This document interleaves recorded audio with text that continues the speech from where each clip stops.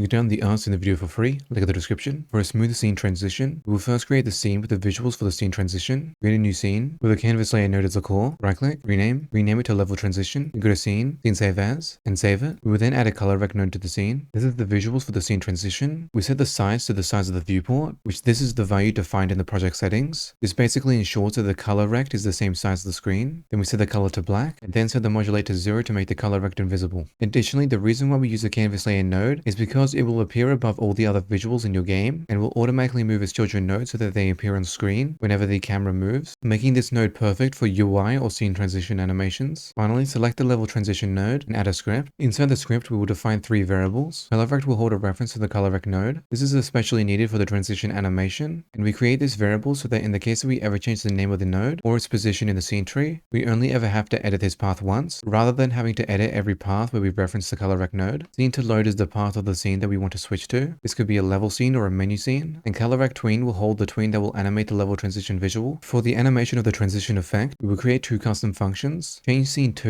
is what we will call to activate the animation. It will hold all the logic for the animation as well, and load new scene will activate whenever the fade in animation completes so that the game loads the new scene, and then we can do the fade out. Inside the change scene to function, we will first check if ColorRect tween, meaning that the tween is active. Then we will use the kill function to stop and remove the tween. That way we can replace any potential previous tween animation with this new one. Then we will update the scene to load variable. The scene path built-in variable will be passed by other scripts in our game when they want to load a new scene. As for the fade effect, we will first use create tween to initiate the tween, and we will set the transition of the tween to sine so that the fade looks smoother. Then we use the tween property function, which will grab the ColorRect, its modulate.a value, which we get the a by using a colon, and we change the value of the modulate.a to 1.0 over the course of 0.2 seconds, although feel free to change this amount to whatever amount of time that you want the fade in animation to run for. And now that this tween has made the ColorRect visible, which is the first half of the tween effect, we will use connect with the finish signal to activate the load new scene function when this tween property completes. Then to have the tween fade out, we will do the same as before using the tween property function, grabbing the ColorRect modulate.a. However, instead we move towards 0.0 rather than 1.0, and we make the animation last a total of 0.4 seconds, although again you can change this amount of time to whatever you would like. Additionally, we also use the chain function to make this tween property function run after the previous tween property function. And then lastly, inside of the load new scene function, we simply do get tree to grab the core of the scene, then use call deferred to make the change scene to file function activate last in the current frame, avoiding potential errors, and we pass the scene to load so that the scene is changed to the file location stored inside the scene to load variable. Now, an addition that you can make to these is pausing the game when the transition animation is running. To do this, simply set getTree.pause to true when the function activates. Then in the load new scene function, set getTree.pause to false. Then to ensure that the ColorRect and tween are not paused as well, select the level transition node. Then on the right under process, change the process mode to always. This means that this node and its children will never be paused. Now, rather than having to drag and drop the scene into every single level and menu in your game, we can have Godot add them automatically. To do so, go to project